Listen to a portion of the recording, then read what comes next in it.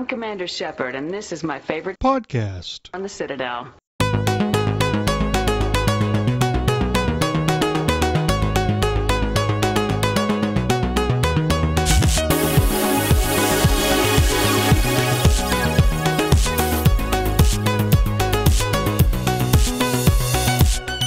You are listening to Accidentally Casual, the nerdy podcast that sometimes is too nerdy for gamers. My name is Minius GC. My name is Minius from Minius GC. I've done that like 4 times. Not just 4 times. You've done it for your entire YouTube channel. No, I just say like my name is Minius GC. That's not my name at all. Yeah, I mean GC, Minius isn't even your means name absolutely to begin nothing. Wait, That with me is Tucker from Talking About Games. Yes. God, Tucker. Oh my God. Dude. I mean, I was already talking. Like, You we're said trying to, you my said I come in with that, all this energy and you do nothing to help it. You said that was Tucker from Talking About Games, so I thought because I already talked, I thought you were going to be like, and then this is Scott, who's being a very polite person who's laughing, although now he's just he's laughing so much only dolphins will be able to hear it. I do. I mean, the whole idea is to match people up with their voices. So if you say this is Tucker, and then you say whatever stupid thing you say that has no energy. Here, do it again. Do it again. Tucker, we're recording. I don't want to edit this all together. No. And Scott from BioWare Babbling. what's up, nerds?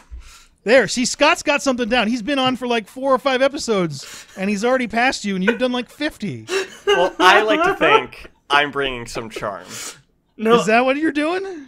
I hope. I'm just taking all the charm away from you then by being a huge douche about it. So you're saying that you're a charming fellow. That's not what I'm saying at all, but all right. Yes. So if you guys want to follow us more, we have a Discord community going. The link is in the description box. Mm-hmm. Tucker loves that Discord community. Yes, and actually a thing that we've just added to the Discord group is emojis. One of the users just showed me how to add personal emojis to it. So we have the 3 of our YouTube profile pictures as emojis, and the idea that the user had was to come up with community ideas for what y'all would like as emojis or stuff in the Discord chat. It could be BioWare related, Mass Effect related, Dragon Age, all that stuff, or just either normal gaming related stuff. I want to see some squirrels with your face on them. No Yes! one will be able to tell the difference. Yes. Oh, I should post the picture. I got to find my squidgen. You can make a Twitter poll about emojis. It's a combination of a pigeon and a squirrel. It's like a pigeon body with the wings and then a squirrel's like back legs and tail. So a Like- squidgen? Like a griffin, but a squidgen. Yeah, squidgen. The most impossibly horrible animal that you can think of. Man, speaking of pigeons, I was walking to the market today, I shouldn't have and this This is all my pigeons fault. in the city Yeah, it is. don't care. I was stepping over them as I was walking around. They were too busy getting like crumbs and stuff that were on the floor, and they just don't care. Those are some It's bold-ass pigeons. Is that how they are in Seattle? Is everyone too nice to the pigeons? Well, they're so used to people because they know that people aren't going to do anything Just, to them. like, It's not pick like them? we're punting them. Yeah, it's not Yeah, like, because I know most pigeons, like, I guess I was a kid when I gave a shit. And the pigeons did not stand there for me. yeah. I mean, And if they did, they would have been in trouble. I mean, these pigeons, and as well as the rats and stuff. I had a rat run over my foot before, and all that. Is like they have their own thing. I mean, if The only you thing I know make about a move pigeons in towards Seattle them, is there's a new hockey team coming in there. And there was a movement to get them called the Seattle, the Rain City Bitch Pigeons. And that was like the coolest name for a hockey team I've ever heard of. Yeah, no, yeah. think And it had with like a pigeon with like a rain hat on, and I was like, that is the coolest logo. I think we were the squid. It's something with a squid. You guys are Kraken. Krakens. It's a very good name. Well, I mean, with But, ice, you don't want that. But Kraken, it's not as good as bitch pigeons.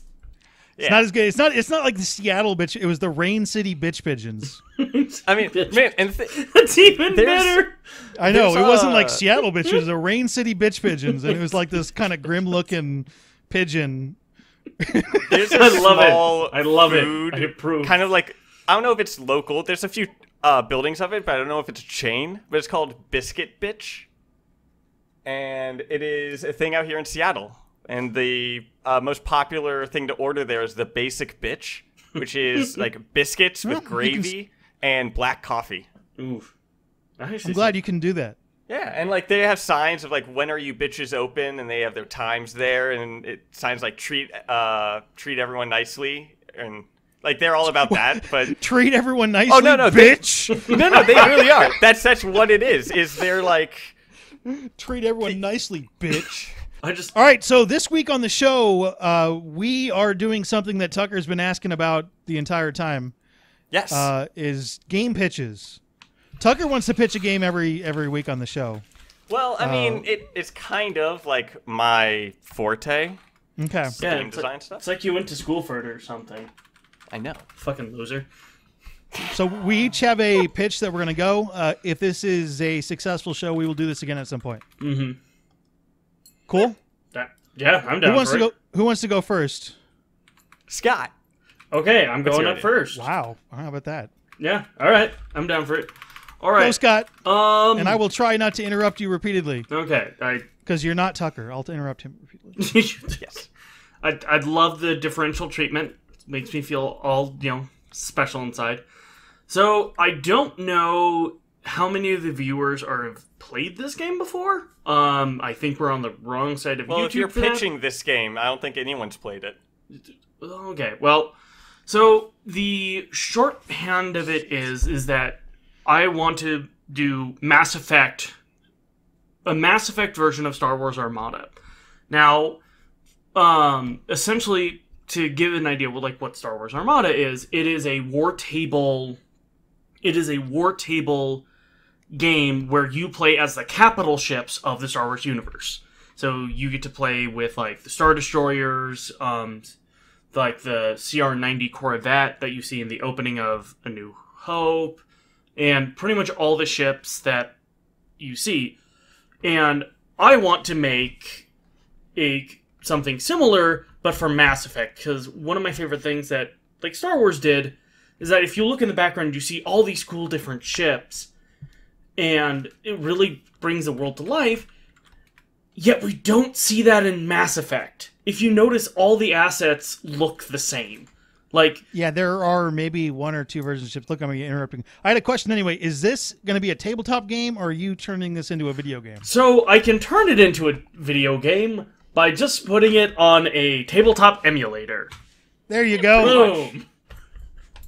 So I'm cheating a little bit, but I'll try not to ask too many questions. No, And actually, I think something about the Legendary Edition that people pointed out a little bit is that they're more unique-looking ships now. Yeah. In some of the customs. Yeah, no, I noticed that too, but for the most part, like, you cannot tell the difference between a Corvette, the difference in between a cruiser and really, the Dreadnought. Or...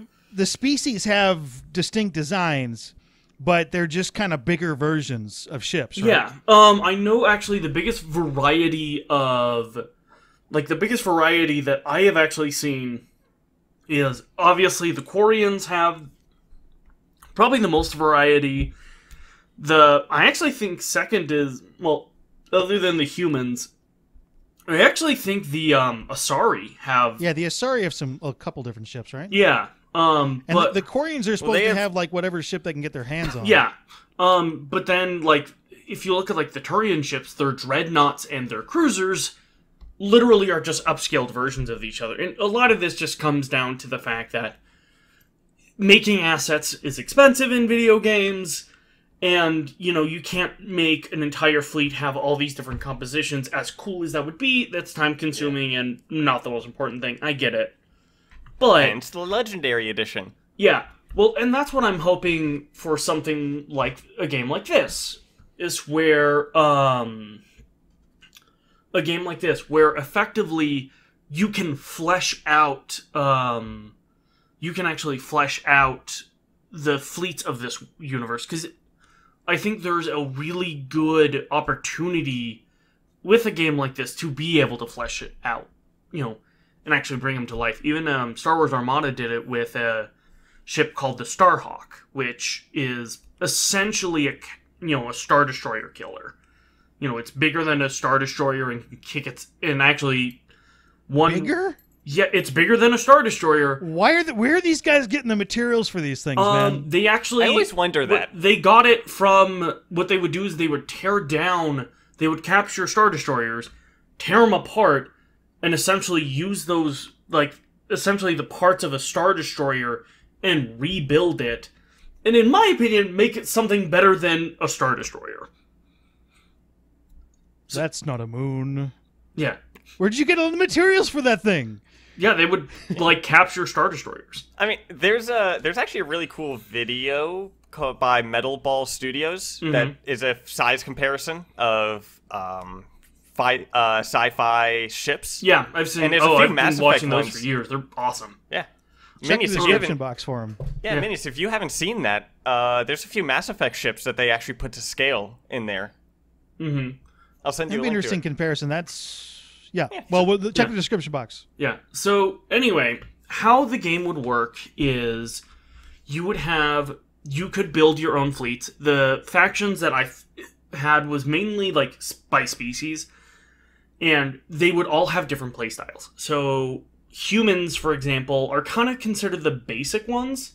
But one interesting thing, if you read about the codexes, is that they kind of brought the idea of like carriers to the Mass Effect universe and to Council Space as somewhat of a loophole around there's an agreement in the Treaty of Firaxan, right? yeah, the Treaty of Firaxan, which essentially limits how many dreadnoughts can be made, which dreadnoughts are defined as any ship that's over 1 kilometer long that has a mass what is it? Mass Effect driver? It has a specific... The cannon has a specific name. Yeah, it's a specific gun, right, Yeah. on it? Essentially, it's... Yeah, essentially where the gun goes the entire length of... It almost actually reminds me of like the A-10 Warthog, where it's like... You get that in the Geth mission in Mass Effect 3. They got a dreadnought. Yeah. And you run down the center of the ship, and it's just a massive gun. Yeah, That's basically what you're talking about. exactly. So, like, the humans brought in carriers. Carriers are larger than... are the same size as dreadnoughts, but they're not a dreadnought. So you can have as many of them as they want, and I can't remember which codex, but it essentially said all the other council races started adopting carriers all of a sudden because they were a loophole around the treaty. So, that would be how, like, the humans would play, is that there would be a lot of, like, squadrons, so you could also, like, bring squadrons into it, so, like, the humans would rely more on squadrons than maybe the other species. The Turians would be probably the most pound per... They are the... Body blow. Yeah, they're the body blows, but they also... Like the old English Navy? Yeah, pretty much. Okay. And not only that, but they're the... Because especially with, like, Turian tactics, they use swarm tactics, where they just overwhelm the enemy. So... and their focus is going to be a lot on long range. The Asari would be effectively... They would have the most expensive ships in the game, but they would also have some of the best ships. So, you're not bringing their equivalent. You would only be bringing, like 2 of their big ships. Or, like, if you wanted to bring big ships...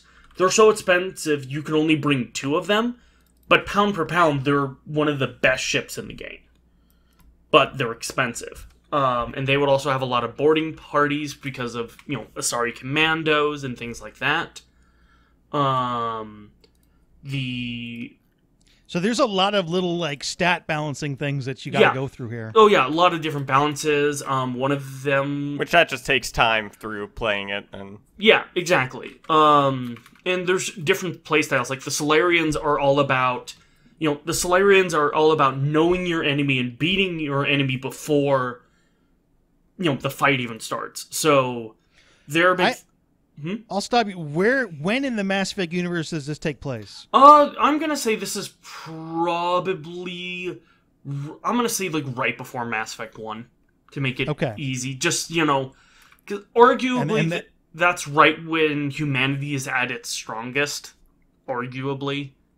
Or do you even want this game to be canon with Mass Effect, or do you want it to be like a branching? It sounds a story? lot like it would work better if you saying like right before Mass Effect 1, a big civil war breaks out, and this Yeah, is like what- this is a branching Yeah. 'Cause narrative. the Asari are really unlikely to fight the Turians. Oh, yeah. Well, yeah, there would have to be a complete breakdown. And you could almost go, I know, like, it could be, like, war simulations, for example.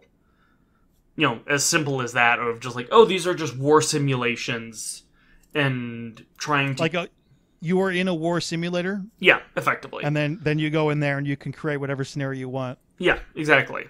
Did the Krogan get asteroids? just asteroids. That was their move during the Krogan rebellions. Yeah. They just I put wanted rockets on an asteroid. I and they're wanted like, to bring the Krogans in, but the problem is that they don't have shit. Yeah, they never had a fleet. They would just Yeah. either steal ships or they would yeet asteroids at people. That's it. I mean, that's called go big or go home. That's Yeah. such a badass tactic. Yeah. It's so messed up too. I mean, we did that too. We threw a asteroid at Yeah, Mass Effect Relay. we threw an asteroid at a mass relay.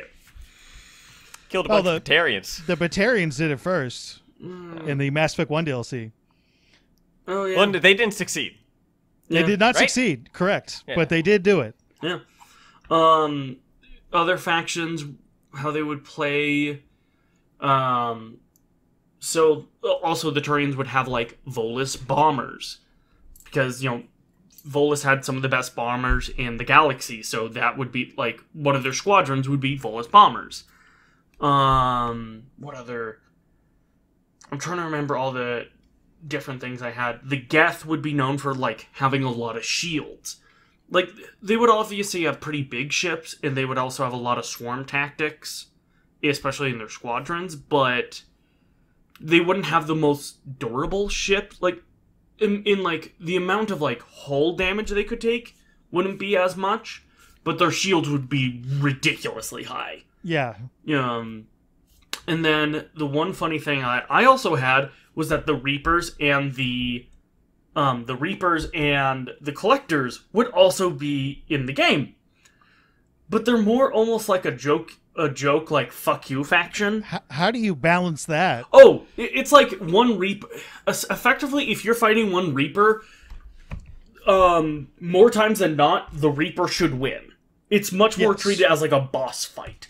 The equivalent for like Star Wars Armada, if any of you guys get the reference, is like it's like your fleet going up against a Super Star Destroyer. Which that game has. The model is about 2.5 feet long. No Have you ever- shit. That's And- awesome. Yeah. The funniest thing is about it though, it can't natively turn, so it can only go in a straight line.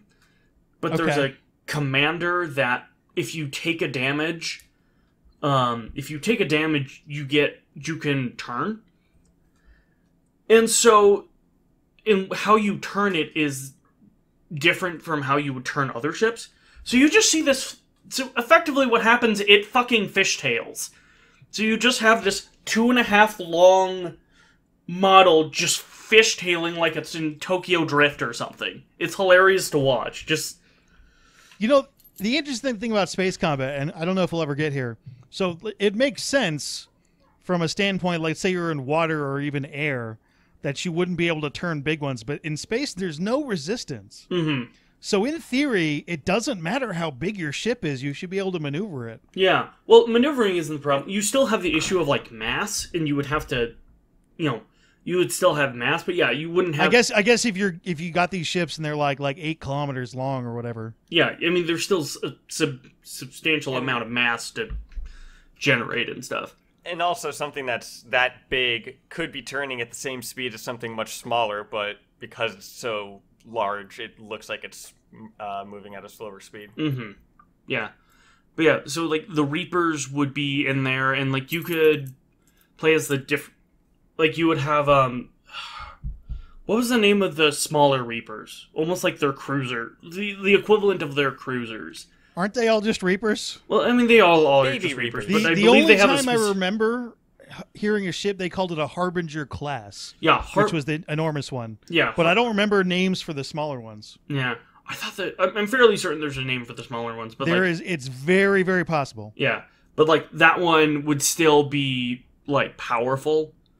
The only thing, like the only ship in my opinion that would be able to go toe to toe with a Reaper, arguably, would be the Destiny Ascension, which would be in the game for the Asari, which wouldn't be as powerful as a Reaper, but would be the closest, probably. Because it's pretty... Yeah, you would need to balance that for gameplay. Oh, yeah, and no, it would take this... a lot to go with it. Oh, yeah, no. Oh, yeah. In the lore, the Destiny Ascension's probably not close to a Reaper. Yeah. Given the only example we have when it got its ass kicked. Well, yeah, but it was also fighting an entire fleet, too. That is true. And it was fighting an entire fleet of... It was fighting like a fleet plus a Reaper, so... Yeah. So, I mean, and in those situations, it's kind of hard to judge, like, how powerful something is. And yeah, balance would be a huge thing in this game. Especially, like, for something like... I had an idea of... Like, the Quarians, for example, their ships would actually be super cheap, but they would have a shit ton of upgrades. So you can... Essentially, you would use upgrades... Like, the base model of the ships wouldn't be that good, especially when you compare them to the other species. But where they shine is in, like, upgrades. Okay. So... I wish I knew more about Star Wars Armada so I could follow this better. Yeah, no, that's the big thing. It sounds kind of like Warhammer. Yeah, it's very, like, think Warhammer, oh shit, what is the... Warhammer Gothic would be also another name. That, like, Warhammer Gothic is what, their, I was meaning the like, play capital style ship of that. version of that is. But yeah, think very much similar in the vein of, like, Warhammer. But yeah, no, balance would be a huge thing. It's basically all like it's very, very wargamey stats related. Yeah. Oh yeah, for 100%. I mean, if you look at the balancing and stuff that went into Warhammer when they were designing it, it's like that was a lot of work. And then all the continuation or all the changes that it's had since its iteration. Oh yeah. Oh good. Yeah, Warhammer is... I'm just gonna say this right now. Warhammer's is bonkers as shit. And there's a reason why I never have gotten into it, because it has 40 years of just batshit craziness. And not to say it's a bad thing. It's actually, that's one of its strengths, and like, Warhammer is kind of just taking pride in the fact that it's like, yeah, we're kind of batshit crazy, and power scaling just goes through the roof, but we don't care, because that's just who we are. But I just think they look neat. oh yeah, seeing what people can do with miniatures and like how they paint them is it's fabulous. And also, like, the gameplay of it, when I lived in Orlando, there was a Warhammer store there that actually would host tournaments and stuff, and they had full tables set up. Mm-hmm. And that's kind of cool how detailed you were moving people around. Mm-hmm. Oh yeah, no, it's super fun. I've enjoyed the ever living shit out of Armada. I was actually planning at my local comic book shop of actually having an Armada league, and then COVID fucking happened. Ooh. That COVID has fucking no manners at all. No. Zoom, like meetup on use a meetup app or something. And oh yeah, do no, over Zoom. there's a bunch of different. Vassal is like the most popular or top simulator in like the Armada community. So oh yeah, and then like it sounds way cooler in person though. So oh yeah, it is. So or why you could all pitching... put on spacesuits and then do it. I mean, fair, but that would get expensive and also really dumb. Yeah, I was about to say Armada's already expensive enough as it is. Now you need a fully functioning spacesuit. You're like, shit, I can't afford that. Yeah, I was about to say. I'm gonna go play fucking dominoes or something. Yeah, yeah. My budget says space. My dreams say spacesuit. But my budget says Dominoes. So how I would how a normal like one turn would play out is you would select your ship. You would have a command that the ship could do. So, for example, like the 4 commands that generally in Armada are concentrate fire, squadrons, engineering, and navigation. So navigation, essentially, you can change your speed, and like increase your. It's called yaw value, essentially the value that you can turn. Yeah. Concentrate fire, essentially you can add a dice, so you can do more damage. Squadrons would be, you can command your squadrons and send them out and have them do shit. And engineering, obviously, you try to repair them. And I'm also simplifying a lot of this stuff because I don't think this necessarily needs. Yeah, you have to get it into a certain window. Yeah. So this sounds incredibly complicated. Yeah. And it's also hard to explain it just verbally and not actually like showing. So Hey. So why this as your game pitch? Why is this, when asked to create a game that you would want, like personally would be made for you, or just your perfect game, why this? The reason why is, one, I love Star Wars Armada, and I think Mass Effect could really... So, one of the big things, and I kind of alluded to this earlier, I think Mass Effect has a great opportunity to really flesh out the ships that it has. Because you kind of read in the codex entries, and even in the books and comics, they talk about, these different styles of Corvettes, and all sorts of different stuff. And so you know that there's a great variety of ships out there, but we never see them in-game. And I always feel like that's a missed opportunity, and I always like comparing it to Star Wars, where in Star Wars, you'll get just a panning shot, and you get to see all these cool different ships that are fleshed out and are eventually, we eventually do see in the game.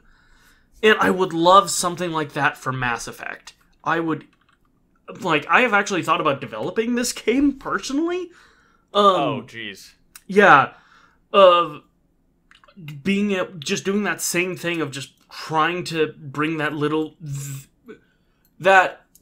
I just see the potential of developing this this part of the Mass Effect universe that we know it's there. We just haven't seen it visually. And I think the gameplay would be so much different than it is. You'd have to basically make a new game, which is what you're doing. Oh yeah, exactly. And especially like one of my favorite things is seeing the fan art of some of the designs of like what the different, like the Everest versus the Kilimanjaro class dreadnought, what they look like, what the different Asari cruisers look like. Like you look at the fan art that people have developed over the years, and they're fucking dope as shit. I just got the new art book today, so I want to go through there and see what they got. Yeah, send they me usually pictures. have a lot of concept art. Yeah. If I see something of ships that I don't recognize, I'll send it to you. Yeah, because that would be. That reminds me of a theory that I actually had about the Legendary Edition. Mm-hmm. Because how you said the art book was coming out before, and how we were all kind of surprised that the Legendary Edition wasn't going to be at EA's during one of their quarter announcements. Yeah. That that the coronavirus probably was the reason behind that. That it was probably planned for around there, and then had to get pushed back. Yeah. And that was something I was thinking about, was like, because it is kind of weird of when they're launching it. Mm-hmm. I'm a little surprised they didn't push the book back a little bit, but who knows? I mean, a part of me says I'm not surprised, but I mean, I don't even know of this. I mean, how many games at this point have been delayed because of COVID? Or I'm going to assume every single one. Yeah. Or if Infinite has been delayed, like Infinite went from having a release date to maybe next year. Yeah, exactly. And how many games that should have... There was a game that just got delayed to next year today, and I forgot which one it was. Vampire Bloodlines That's 2? the one, yes. Yeah. Which Although- I'm looking forward to that game, and I'm worried that the game may not come out based it'll on the come number out. of delays. I mean, it's at this point. Actually, wait, they didn't it's- just delay; they changed developers. Yeah, there's people leaving. And that's a bit and different. yeah, it's they might be starting from scratch. So Jeez. Yeah. Anyway, but yeah. all right, so Was that- Scott wants to shoot things. Yeah, with I big want to. ships. Yeah, I want to shoot things. Ships with from kilometer. Quote unquote kilometers away, and I think that would be one thing that I would make different. Is that one big thing about Armada is, you have like a range ruler to tell like how far, can I shoot it with this? Can I shoot it with missiles or ion cannons or turbo lasers?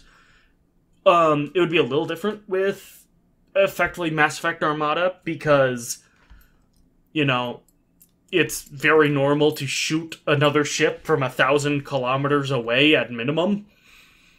So, Yeah, I mean, yeah. the closer you get, the easier you are to hit. Yeah. And so they're basically there's no real reason to get right up in your face. Yeah, so it would be like positioning would be a lot bigger of a thing, and especially it's like the ranges would be further just because of the fact that and just to fit kind of into the universe of like these battles aren't up close and personal, they're far away.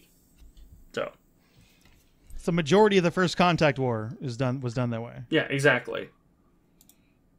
So yeah, I think without going into any further like details than that, that's the pitch that I want to make. That's my game pitch.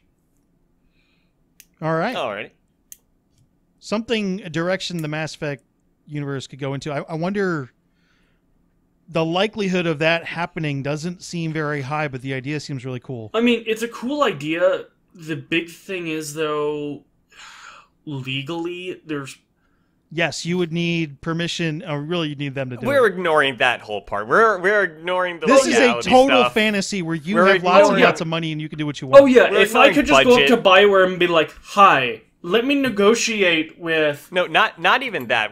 You're walking up to Genie and you're like, "Yo, here's a game." Yeah. Here's a game, poof. Yeah. I mean, I know that's how this pitch is supposed to go. I was like, just thinking realistically, like, oh god, yeah, the legalese of that would be not so fun, but Well, it's never fun. yeah. It's just like, BioWare, just throw some money at this. I promise I will... BioWare has no choice what money they throw at what. I know. You don't ask them to do that. They got no choice. I know, yeah. Still. So, Minius, your game has more of a relation to Mass Effect than mine. Yes. I am going to pitch what I think would be the best move for Mass Effect fans to do a spiritual successor. Okay. What do you mean by that? For Mass Effect? And I've chatted a bit about the show on the basic concept of it, but I've never flushed it out, so I'm going to flush it out a bit. Okay. The idea would be to kind of combine, at least in concept, and not be either of these. You would combine the Firefly universe or the Firefly concept of a single ship operating with a crew and the Mass Effect formula, basically of conversing with squad mates and crewmates and creating relationships with them. Yeah. And stuff. But the major difference there being that, I mean, in Mass Effect, you got the Normandy. Mm-hmm. The Normandy is the most bitchin' ship out there. Oh, yeah. And this is the complete opposite. You're not anybody. You're just a dude out there, or a lady dude, with a ship that's kind of a piece of trash. Mm-hmm. And you're a mercenary, but you need to maintain your ship. So you need to take jobs to literally keep your ship together, keep it running, get fuel. You have a crew, you need to pay them. I do really recommend watching at least just the first 2 episodes of Firefly to get the idea of that. Mm-hmm. It's I thought you were about to basically- say the first 2 seasons of it. I was like, wait, hold up. There's one basically half a season, but just the first 2 episodes. But you know that your game exists, and it's called Starfall, and it got a 1% vote? Tucker, Starflight. that is absolutely not. There are no squad mates in that. Yeah, there are. No, this is all about talking with long audio conversations with squad mates. Oh, but you have your squad mates in Starflight, but what you described being a nobody that has to like actually do jobs and stuff while all this. Well, I mean, things are the going, idea is like, I mean, so the main concept behind Firefly is you're an ex-military guy. You were in a war, you lost the war. Of course, this isn't at the beginning of the game, and basically you're operating on the fringes of space and society in a very lawless area because that's the only place you want to hang out. But you got to like keep stuff going, so you'll take a job, and it can be morally ambiguous, and you'll end up robbing somebody that actually needs this stuff more than you do. Yeah. So you have to decide: do you give it back to them, or do you hold on to it? If you rob them blind, obviously you can have your own squad mates, and your squad mates have an opinion on what you do. Just kind of like it's vaguely there in the BioWare games, but it's never go there. My favorite thing is like you have characters that disagree with you, and they don't do anything about it. Yeah. But the main concept behind this game is your crew can turn on you. Ooh. Or leave. Ooh, I like If that. you do something the crew mate really doesn't like, they could either leave, or they could rob you blind and leave, or they could You attack want you. actual consequences. Actual for your consequences for all actions. the actions. Ooh. So Which is really Ooh. difficult because this publishers is and developers are like, that's a concerning thing. this to- is an extremely difficult game to actually do. But Okay. basically, there are two different sides to it. So you could have a squad mate that's a very straight-laced moral person, and you go in there and let's say, this is an exaggeration, but you rob an orphanage. They're not going to like that. Yeah, And they might that's leave. a pretty normal reaction. They might I like how you leave. said that's an exaggeration. They might leave. They might come back with a set of mercenaries to take you down. They decide you're that bad. Or let's say you have a crewmate that is really more of a mercenary pirate, and you turn down jobs that and would you make don't lots of money. rob that orphanage. And you don't the rob pirate's that like, orphanage. Yo. They might turn on you and try to take your ship.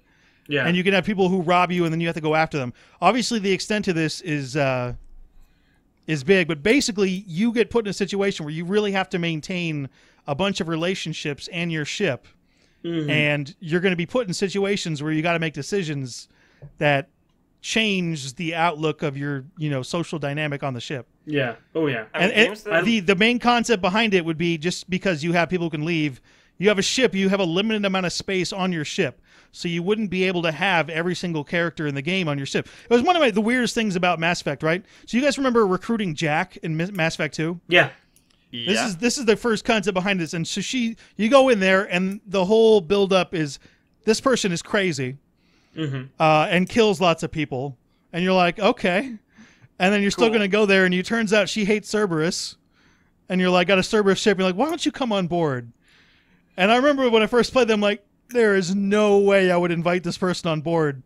She's going to kill everyone. Yeah. Because that would be, I mean, that makes sense. Like, Cerberus messed her up. Oh It's yeah. totally justified to go in there and kill something. So, like, if you come across a character like that, you may not want to recruit them unless you agree with their agenda. And if their agenda is, I want to take this group down. And you're like, okay. And if you don't, they might turn on you. Ooh, I like That's that. something that I was kind of looking forward to with Cyberpunk, with the different gangs and stuff like that. Yeah, but- that would kind of be the idea. So the other core. So basically, it would revolve around jobs or missions. So you have the classic Mass Effect formula where you can take squad mates with you, but you also need to have your ship operational at the same time. So you need a pilot, you need a mechanic, and everybody in your crew would have a role, a little bit like the GTA 5 heists. Yeah. Where you sign someone in. So this person needs to take care of that. You will need to assign the right person to the right role. A little bit also like Mass Effect 2 Suicide Mission. Yeah. And each mission event would be like that. And if you make a mistake and put someone where they don't belong, it has actual consequences. Like literally that character could die. Oh yeah. And then you need to replace them. Or that character, let's say you need to go rob that orphanage, and you put a real douchebag who wants to rob the orphanage in a situation where you're not there, they'll go do something against your orders. So you need to really like understand what the motivations behind each character is and then put them in the right spot. And then also make sure you hire the right people to go along. Like, let's say you're going to be a full-on pirate. That guy who wants to rob the orphanage is who you want. But if you want to be like more of a straight-laced, try to do it as by the book as you can, you want to assemble your crew like that. I'm kind of thinking like No Man's Sky, but with RPG elements. You can add as much as you want to this game, but the core is relationships with your crewmates. So I'm going to say something, this may be a tad controversial. I actually think the Dragon Age series might actually be better, because I honestly think they tackle consequences way better than Mass Effect does. Yes, they kind of do. Yeah, but Dragon Age isn't as fun. Okay, well, now Let me you're know saying- let me know your thoughts in the comments down below. The other example I thought of is like Morgan in the original Dragon Age, who fucking hates everything you do. I'm always like, why is she still there? Like, why didn't she just take off? Oh, yeah. My dog is barking. I was about to That's kind of the concept behind that too. Yeah. Oh my god, you. She's like, I disagree with everything you do. Why are you still there? My dog is barking in his sleep, and he's in the next room over, and is getting picked up on the mic. Okay, well, I I'm didn't not hear it, hearing and it, now yeah. you interrupting us is what interrupted us. It's okay. It's adorable. It's okay. You were shaking your cat into the microphone earlier. What? I mean, I heard jingling, and I assume it was you. No, Really? no. I do not have any jingling thing. That is Scott, and the Oh, audio Scott. the audio lines will tell the truth. Yes, they will. Okay. Probably. I think I just clipped my nails, so that's probably what you heard. So. Oh. Yeah. Look at that. Or, I mean, I also have my necklace, too, which I fiddle with. So, Yeah. that might be also what you're picking That's up. probably it. I hear it right now. Okay. Yeah. So, I just assumed it was Tucker shaking his cat in the microphone because that visual is hilarious. yeah. But basically the idea is like, so everything you do has like, you take a job, let's say, and this is very specifically the second episode of Firefly. This is exactly what it's about, which is why it's worth watching that. But let's say you take a job and you find out that really you're robbing somebody that you don't want to rob. And let's say you have to decide whether or not you want to go through with that whole job and then give the cut to the people who hired you, or not go through with it, and the people who hire you are going to be pissed and they're going to come after you. mm-hmm. And that's the entire concept behind the game. But it's the core of it is Mass Effect, in the fact that it's you're a captain of a ship, Mm-hmm. and you have a crew, and you have a relationship with the crew. Yeah. But that's be the spiritual successor. It's basically a combination of Mass Effect and Firefly. Yeah. If you haven't watched Firefly and you're willing to ignore Josh Whedon stuff, I highly recommend that. I have decided that I will not let Josh Whedon stuff ruin his series because there's just too many people who collaborated on it. I really don't understand. I mean, I understand a lot when people are saying like, "Oh, I can't watch this because of this actor," or stuff like that. I mean, everyone is entitled to their own opinion, but I just like, if there's something that the director did and it was a bad, scummy thing that they did, them as a person, sure, they're shitty, but they're art or something. Like, it's separating the art from the artist. It depends on exactly what they did, and at this point, Yes, there is a line. There is a line that gets drawn. And I don't but know if we are going to an want argument to cut this. that gets brought up about Hitler's art that he drew, dude, which is like Hitler What was the an fuck? awful person. what are you But doing? if you look at the art pieces that he drew, that People need to stop jumping to Hitler and everything, okay? Yeah. Just stop. The comparisons aren't good. Stop doing it. Yeah. it's the Wikipedia of real life. The five. The comparison of Josh Whedon to Hitler is terrible. Yeah. That's it. Like, come on, man. Oh no, I wasn't comparing them. I'm to the aware same of that, thing. but that's what we were No. talking about, and you jumped to Hitler. People need to stop jumping to Hitler and Nazis. because and I was everything. using, Yeah, the that's- analogy of him and his art. Yeah, Yeah. but the idea, like, I'm kind of making a separate point where, like, if you're trying to make a political point and you use Nazis, no one's going to listen to you because you're crazy. Like, it doesn't compare. There's nothing that compares.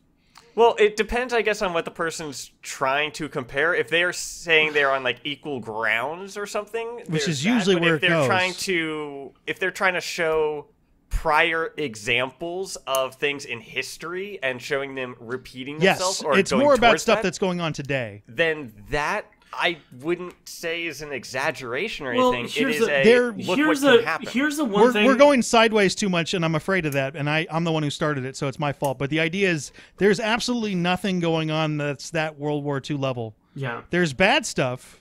Well, Like there's stuff in there's China stuff in right now China. where there's Yeah. a literal minority, but they're not all being killed just cuz. So it's a I mean, whole we don't nother know. level. Yeah. Well, this is also a bit different with history. Is we are living in the present right now, and we don't know everything that's going on now until 20-something years in the future. Yeah. Which That I mean, it's living possible in you the never know present, something going on, but yeah, you're right. You'll have a different perspective. Yeah. Because The one thing I will say, and I think we do probably need to jump on this topic. Yeah, we'll wrap this up. The one with thing this comment. I will say is, while I can understand the idea of, separating the art from the artist, the problem is when it comes to a point of, well, yeah, but you're also, that art is supporting that person, or that person is making money off of that person, or even the name brand recognition of that makes that individual money. And oh, by the way, well, they they're just known for being they're sexually assaulting don't do that. people, That's illegal. or they're doing all these really bad things. That is still, yes, it's in a tangential way, supporting them, but by consuming that content or paying for that, that is still somewhat supporting them, and especially in the fact that while it's understandable it is understandable to say, like, oh, well, you separate the art. How often in cases like Joss Whedon or many other cases where someone is accused of sexual assault or treating their people badly, I want to. how often does their actual repercussions that last longer than 6 months?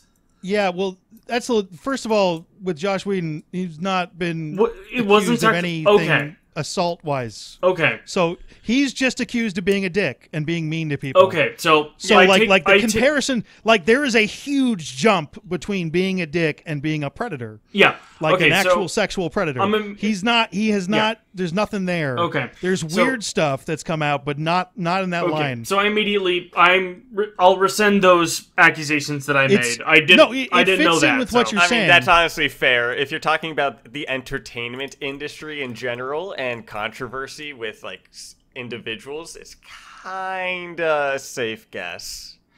It's possible, but I assume that something would have come out. But there's still time. This stuff, like the stuff that was being complained about.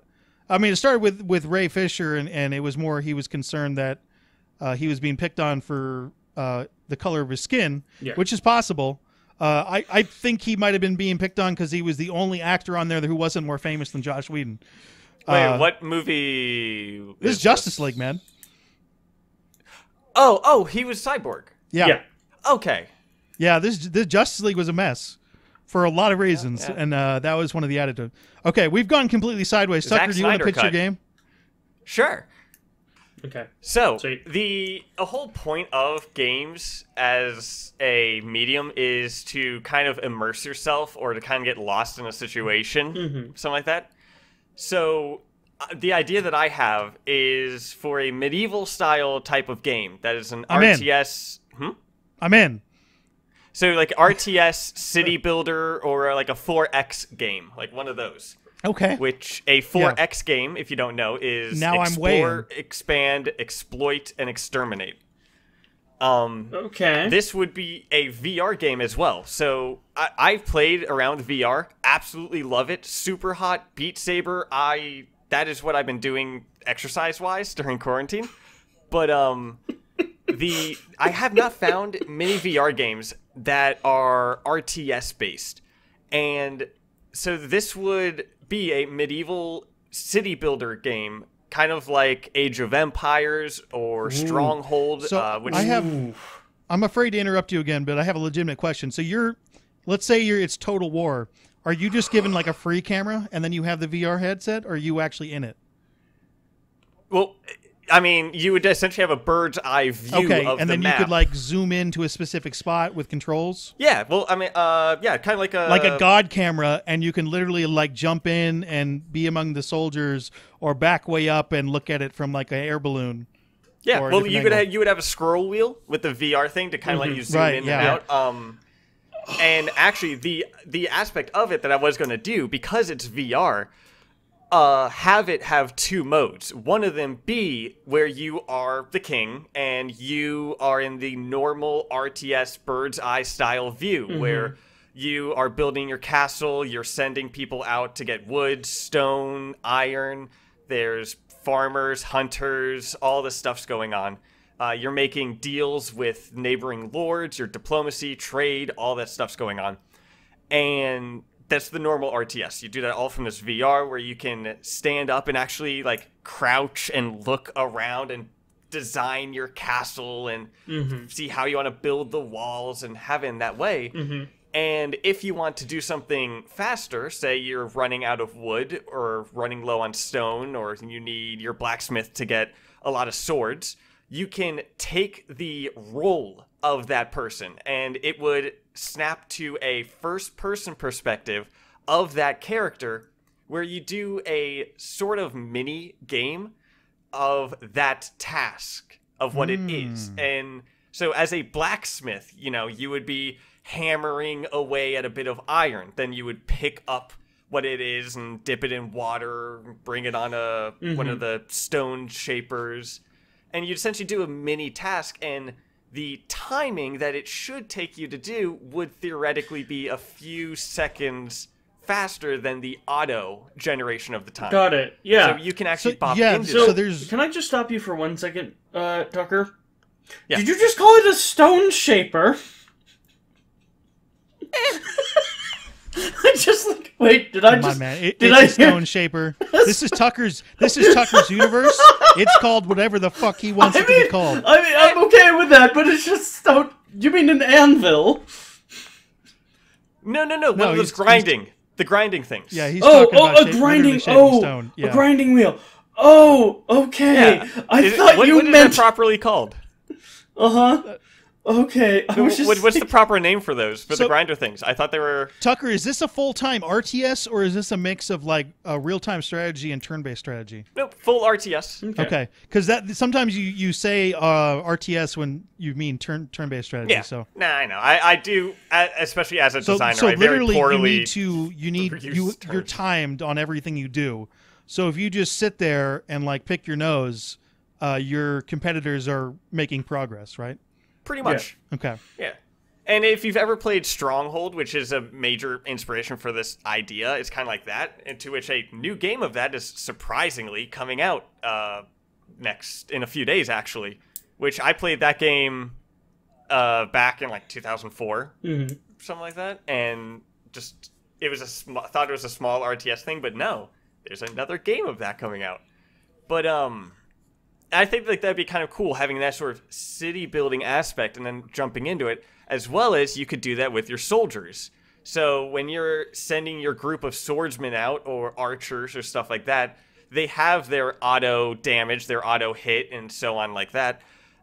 If you jump into their position, you can still die. Like, you're not a god kind of character like is in a Call of Duty main character or anything like that where you can instantly recover.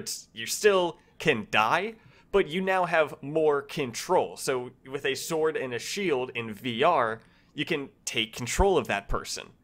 Like with a knight or something, or an archer in the back and start trying to fire arrows. Or a catapult where you can fire not an asteroid, but a rock, which is a much smaller asteroid if you think Yes. about it. Depending on what his And- makeup is, yes. Yeah, so you could launch it like that, as well as other things, again, from VR. And then if you need to, just bip, hit a button, Back pop up. back up to bird's eye view, Oh, that and is- move back around the map. At some point, something like what you're saying should absolutely happen. I am already out sold. of all the things, like the games that we came up with, Scott's has rights issues and mine has money issues, but that at some point that's going to happen. Something similar to that, where you can move around a zone and then take control of a person and then back up. I'm also so hyped for this because this is what I would do in my Total War when I would play like Total War. Is that like I would zoom in to like the melee and just watch all the fighting happen. So cool. Yeah. Or one of my favorite ones is you couldn't do this in Shogun 2 because you had cannons and shit, so I mean you couldn't really follow the shot. But what you could do with like in like Rome Total War is that you could actually follow the projectile. So you would launch the projectile and you would just watch it go whee and just crash into people. Oh, it was so dope. Well, I think in Shogun 2, I think you could actually take control of certain cannons into like not a first person type thing, Like a but third a little bit person. over the shoulder. Oh no, yeah, you're right. I never took really advantage of that, but wasn't the best, you could do that. But it was cool. But like something like that with VR, especially with one of those Cat Omni, like one of those 360 rotational ones, so you don't have to worry about your actual space. So if you're a soldier with a halberd or something like that, you can actually run up to them without concern of your area around you, as well as that could then reduce the controller functionality of having to move yourself around. If you just map that to the 360 degree device thing that you have, whatever, then you don't have to worry about moving around with the controller, as well as at that point you don't have to worry as much about player sensitivity. VR makes people sick, and even there's a lot of different movement around with VR, and a lot of different ones get different reactions with people. But if you are normally walking, your brain should interpret it properly. There is some issue with your brain interpreting you moving without you actually moving, and your brain then thinking that you're sick, which is why VR has been making some people sick. Yeah, I have to wear a wristband when I played. Yeah. But that did it fine. So the 360 sort of thing would help reduce that, as well as I just feel like that's the future with VR stuff. Where this stuff is going is actually quite exciting. I'm just not sure how many years out we are from having it really, really work the way it needs to. I would say 5 to 10 years. That's very possible. Because, Yeah, I would put gambling money on that. even though that may seem... just today, which is going to be yesterday, if you listen to the podcast, information came out of the new PlayStation VR that they're working on, and what they're doing that, and that'll be an Xbox hasn't affordable announced version of it. anything. Like, But- no Microsoft announced any VR things. Microsoft said they weren't going to do it, but they probably should. That's fair. So, But yeah, I mean that's fair. And like people may think that 5 or 10 years is a bit soon, but technology doubles itself. Like as it advances, its time to advance decreases. yeah, basically we're getting close to like a second generation VR stuff with the new ones they're coming out with. Yeah, pretty much. And I with- mean, they with have each- even ones that are Yeah, with each wireless. thing they're coming out, you're going to get some good stuff. So that your concept behind that should absolutely be done and probably will be done. Wireless alone is such a major step. I Oh, mean, it's look huge. at how long did it take us to go from wired phones to cell phones, and now we went from wired VR headsets to wireless VR headsets in a matter of like a year. If I had more money, I would test out all these headsets, but I don't. So And another thing though with this game pitch that would just be kind of cool is if you just pop in as a civilian, just to kind of walk around the castle that you've made in VR. Oh, that would And be you fun. can even walk around and be like, you can walk around, explore a little bit. Like, hey, this would be a good place to put a few hovels, or this is where you could put the Lord's kitchen and all that See, stuff. I'm imagining this scene in my head of you're walking around the town and you forgot to put in a section of wall. And you're like, look at this beautiful craftsmanship. This wall is impenetrable, and you turn where the missing wall is and just fuck. I oh, think shit. I would lose myself in that game so much. There's so many like just very close to what you're doing ideas that work with your main concept. So of Yeah. swapping between. yeah, I mean, the- like you said, medieval, right? Doesn't have to Yeah. be medieval. It could, No, there's no, it doesn't. every I'm single a scenario that would work. sucker for of medieval stuff, where like bow and arrows and knights and that stuff. Like, I just think it's cool. Oh yeah. Yeah, well, it's your game. I'm more of an antiquities person, but minor details. But I mean, it could fit any theme. Oh, yeah. It just has the idea of this RTS with a VR swapping aspect. Mm-hmm. I just feel like it would also be nice with medieval because if you have a blacksmith and you can understand how that works, rather than if it's the future, it's like, well, how do you make a laser whip? I don't know. A laser whip? I want one of those. Yeah. I don't think it'd be good for everyone else if I had one, but I want one. It wouldn't be good for They you either. probably because have you'll them probably in the hit Mass yourself yes, with it more you were often. right. I would be decapitated within maybe 10 minutes. Oh, I mean, and here I was thinking of a, I mean, not in this context, but how the conversation was going. I was thinking of a softer whip in the Mass Effect universe. They may have that for some kinks. I don't know. They do have laser whips in the Mass Effect universe, man. Yeah. There's I a mean, Cerberus multiplayer You can't really character. kink shame. Oh, Which- well, yeah. He's Fuck, got that's- whips that are like laser whips. Which, just fuck those guys. Fuck those guys. Yeah. Fuck Cerberus? Fuck Cerberus as well. Okay. But, Fuck the labor, but they got laser whips, man. well, What if you like lasso with the whip? Like, how would you tie that? How would you untie that? This is God, very because complicated. getting it tied might just happen because string be string, but how do you untie if it's a late? I mean, You'd have probably to be able to off. turn it on and off, right? Like a I've- charge. Right, I'm again just thinking. If you like, can't, then it's not happening.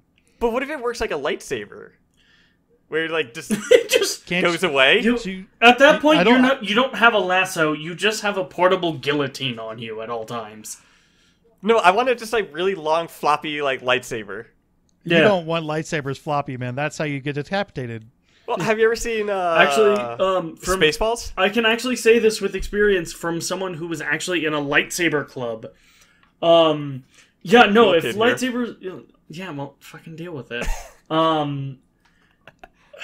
From someone who actually has experience with that, oh yeah, no, like With a whip. floppy lightsabers? Well, no, not a floppy, but like something like a whip probably wouldn't work very well, and you would end up hurting yourself way more often than you would your opponent. Yeah, like Yeah, if you but get think hit of with the the regular advancements we'd bullwhip, have. like the side of it, you're going to be okay. But lightsaber whip, that's going to take your arm off. Oh yeah, well, Well, I mean, that's all like figuring stuff out in the beginning, but once we're past that phase, all the people that are still alive, like, think of all the cool things that could happen with that. yeah. I'm just gonna also let you know there's a reason why there aren't weren't really used much in combat, and like there are like floppy swords, for example, like in India they do have like Yeah! I it's like remember that. it's like a flexible steel blade that's like I want to say like 7 feet long, and like they're showy and cool as hell. But there's a reason why that they weren't really used in combat. 7 feet's too long for a blade, man. It's going to, yeah. Yeah. Oh, it's called an Ara. A-A-R-A. It is a flexible sword that's kind of like a whip. Yeah. You Oh, kind that of sounds you use dangerous as it. fuck. Yeah, it Oh, is. dude. Yeah, it there's is. It would be. There's It this would be. TV show Like- that was both god-awful and the most amazing thing that man has ever created on this earth. And it is called Deadliest Warrior. And it would take two... I remember that people. show. It was awful in, like, a lot of the historic aspects of it was, like, kind of accurate and kind of not. And the idea of, like, a Spartan fighting a ninja. That's it's the like, one I was thinking of. wouldn't make sense. Oh, I remember But that my shit was my God. jam growing up. The weapons that they show and all those, like, the ways that they show how they worked. And then what was really cool, actually, in season 3, part of what they did was show actual strategies and have Yep. war scenarios Yep. depicted Yep. as a figure out. Like, that was kind of cool. But one of them was a Rajput warrior, which was from India, that used that weapon that you were talking about. Yeah. And it won against the gladiator. Spoiler. Gladiator's Yeah, I not remember. a real class. Yeah. It's just a dude. Well, yeah, and There were also female All right, gladiators. we are Mm-hmm. going to. We were. I almost had a segue, and then we went into real stuff. But we Yeah. were talking Mass Effect stuff. There is a tournament going on right now, and this is going to be the last week of it. The Mass Effect It's the last recommendation week. tournament. It's almost over, guys. it felt like it started last week. It honestly, and I don't know. Really? Yeah, it just feels like Is that a compliment? It's been going on for like 4 weeks, man. yeah, and I've been voting on them, and just like it just feels like oh yeah. Granted, it So also if you- feels like I mean, it's felt the same thing like that for me, but it's also felt like that because time has just felt meaningless. Every day has been Well, that's same. Yeah. unfortunate. that's also I know. So yeah. there are 8 games left. If you are listening to this right as the podcast comes out, you will be able to catch the semifinals. Mhm. After that will be the finals, and we will have a discussion, a full one, on next week's show where we come up with our own top 10 list of recommendations, and we won't What? go into You're doing what? popular. We'll have to establish it. Yeah. So Tucker will get his game on there. It'll So be wait, I'm confused a little bit here. So we just had a tournament, and and then we're going to ignore it. So we had a tournament where each of us, I think we put in 3 of them, if I recall it correctly.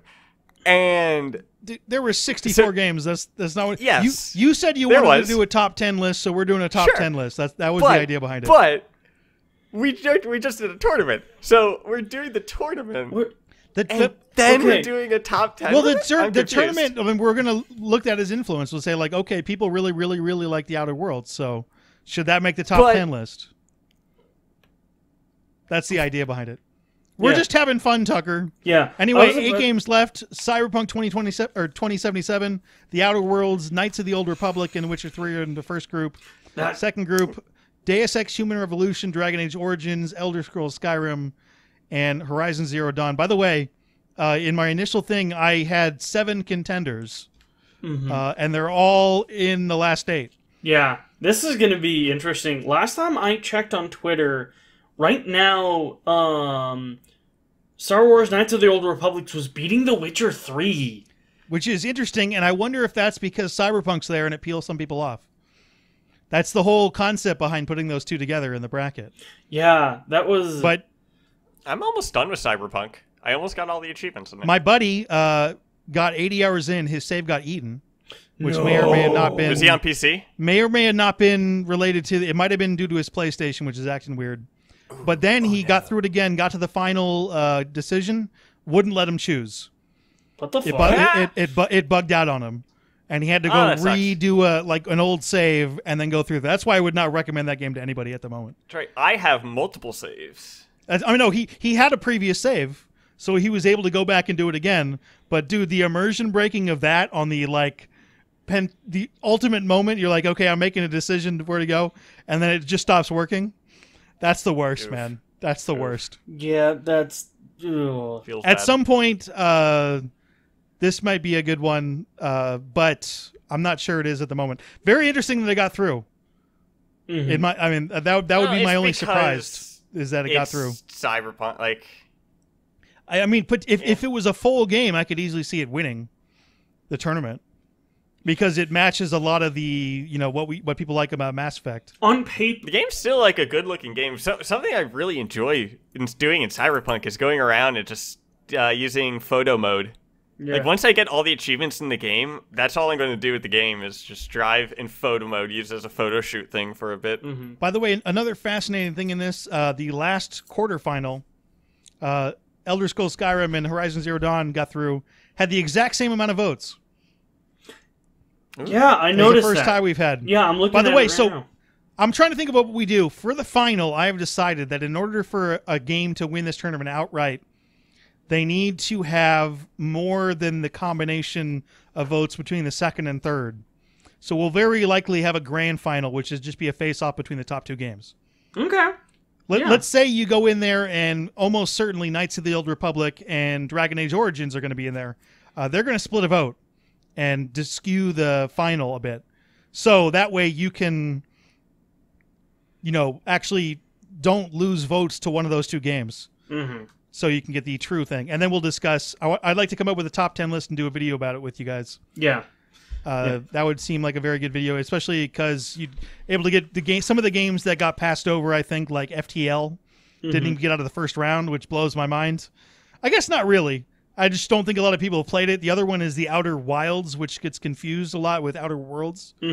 That probably should be on the top 10, but we'll go over that next week. So if you have something you absolutely feel like should have done better than it does in this tournament, check in the Discord chat, accidentallycasual@gmail.com, and we'll get way into this on next week's show. But the finals, semifinals, and finals are going on right now, so check it out. Yeah. Also, we have a Mass Effect question. Ooh. From Satya, and he, I was told how to pronounce that name, and I hope I came close. I try so hard to get the pronunciations right. I don't think I'm ever right.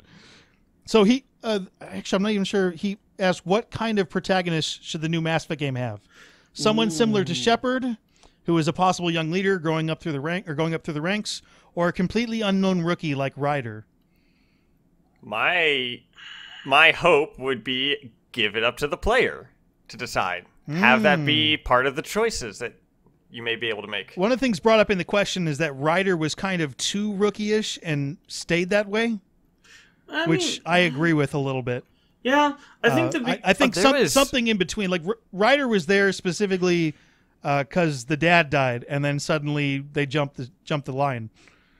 Yeah, that was Cora's only other thing other than being an Asari commando without actually being an Asari, that she was mad that she got jumped. Yeah, that was her only other character trait. And they actually explain why that was the case in Initiate in her book. That's fine, but it's you still should just relate to a book as opposed to the game. Yeah, like that stuff's got to be in the game. Destiny had that issue at launch. It definitely feels like something that they did after the fact of like, oh fuck, we need to come up with an explanation for this. So they give an explanation, but it's still one of those bad justifications in my opinion. My answer, I would like something in between that, really. I mean, Shepard was the best of the best, the human they literally put forward to be a Spectre, because Shepard was their best candidate. I probably want something more in between. I think Ryder is too rookie-ish, although it works, but I'd like to be able to choose a background, I guess somewhere in between there. I can't remember who specifically came up with this theory in the Discord chat, but someone pointed out that it was intentional for the Andromeda Galaxy and the Milky Way Galaxy being in that picture, or in the trailer. Yeah. That someone had a theory of what about the Quarian arc? What if that's... So apparently there is a full book about the Quarian arc. Why, yes, there is. So that answers that question. Does it? Does it not? No. I thought What if the next game has something to do with Do I it? still need to read the book? I got too many books I need to read. Well, hey, a little bit of self-promotion here. I literally have a video on it, so you don't even need to read it. All right, I am now just going to watch your videos and pretend like I read the books. Yeah? I don't want to actually do that. I got my big fat RPG books in there, and so that's next on the list. Actually, next on the list is the art book, which isn't a real book. It is, because it's in book form, but it's all pictures, which is exactly my thing. So what is it then? A fake book? Like what? It's a picture book. It's a picture book. So it's a book. It's still a book. Yeah. Yeah. No, unfortunately, Annihilation doesn't 100% answer the question. I thought it did, but... It takes... Yeah, it technically does. I still see a lot of misinformation out there on the Andromeda being a part of the next Mass Effect game. Like, people speaking as if it's confirmed, and there was a slight hint that there would be something alluded to, but absolutely nothing's confirmed at this point. Yeah, it's all theories, but... Absolutely nothing is confirmed. The only thing that I think you can really confirm is that Liara is in it. And that you can't even 100% confirm because it's a teaser trailer, and it could be a preview thing. Yeah. Or, what if that's not Liara? That's dumb. They better not do that. That's like Liara's daughter? I don't know. Could be Liara's daughter. They're supposed to be somewhat similar looking, although they're not. Yeah, so... Like, she doesn't really look like Benezia that what much, if from what I remember. It's a new race of shape-shifting aliens? Oh, God damn it. They should and not they have do that. taken over They should the bodies that they absolutely found. not do that. And the game is a whole like secret invasion type of thing of scrolls. They should 100% not do that. They need to not do something crazy with this game. And one of the characters is like that one Pokemon character that kind of looks like Pikachu but did it god awful. And I want that character to be like, I don't know, Legion or something. Just so when he starts speaking weirdly, they'll be like, what's wrong with that one? Why does that Geth have a tongue? Why is it sticking out? Where would the tongue even be? There's no mouth. That is up to your imagination, and that's the beauty of this. But would you consider it a tongue at that point? I mean, I feel like it could be adventurous. I feel like it would be one of those horror tongues where it doesn't actually serve a purpose for anything, other Just than there to be gross. Yeah, just there to be disgusting. I don't think tongues- robots should have tongues, but whatever. Why not? How else do they taste food? They don't. They're robots, Tucker. Well, that's unfair. Is it? Yeah. There's a word that I'm being the racist version against robots. I don't know. I just know that my Alexa is listening to me, and I want her to know that I care and love her very much. I'm being held captive. Of course you are. All right, it's time for the obscure Mass Effect character of the week. Yes. I decided I'm still going to stick on Tuchanka for a while. Well, I mean, I went through there. I've got at least 3 recommendations from people. If you want to recommend one, I will get to everything. Email me at accidentallycasual@gmail.com, and we will get to yours. And I have audio for them, and I'm ready to go. But this one is the speaker for Clan Werelock. The Solarian will cure the genophage, and Clan Werelock will spread across the galaxy in a sea of blood. Not a very big role in the game. No. Well, I mean, guys- he speaks for the entire clan. He yells a lot, and then he dies. Oh, Yeah. Because Shepard's not cool with it. that was yelling.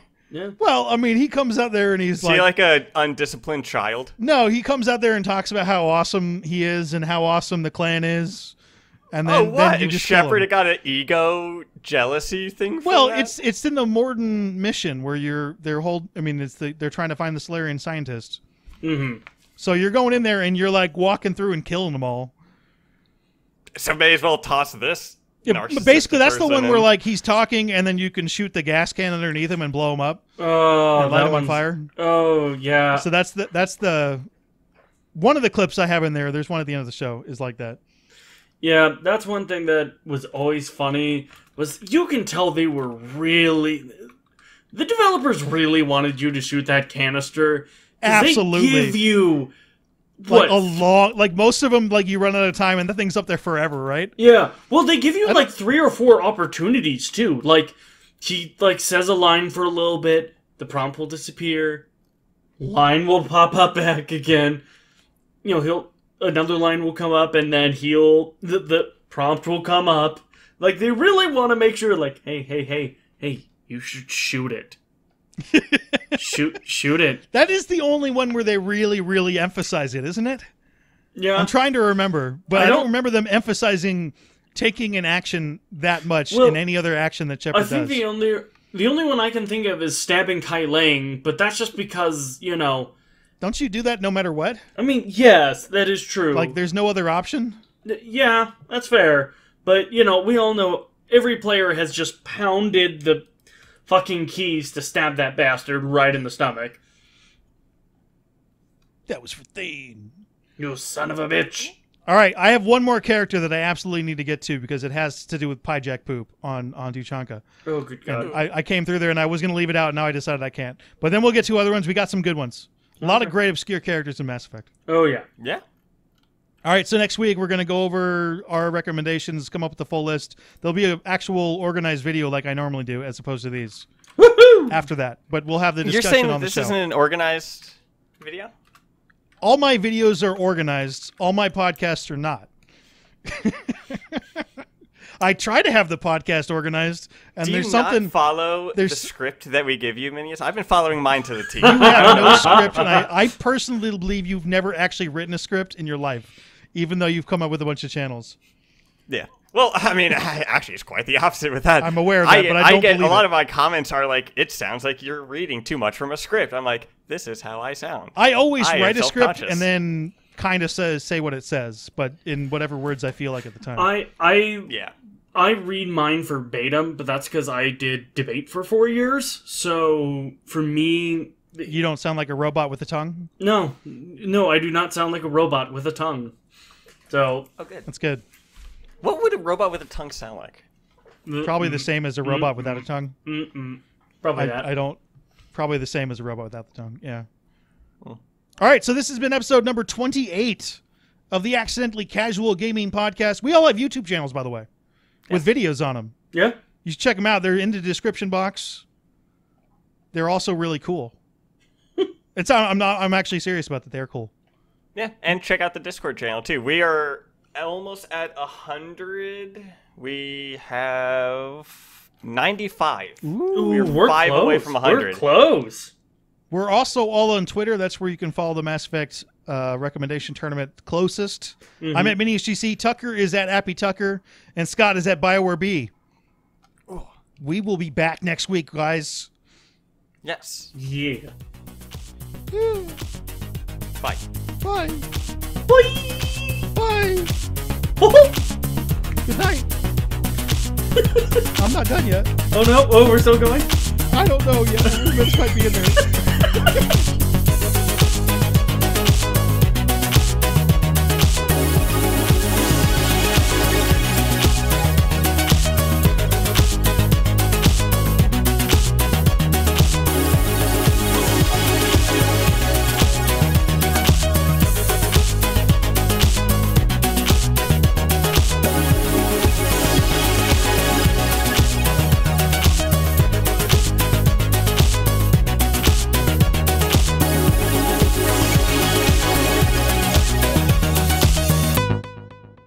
I am the speaker for Clan Werlock, Offworlders. You have shed our blood. By rights, you should be dead already.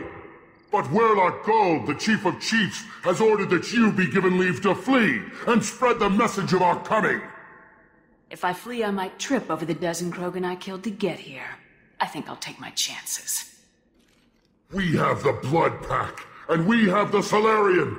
When our clan numbers in the millions, we will not need support. When we cure the Genophage, Werlock Gold will rule all Krogan. The Krogan rebellions will become... You talk too much. See? The human cannot hit a simple target.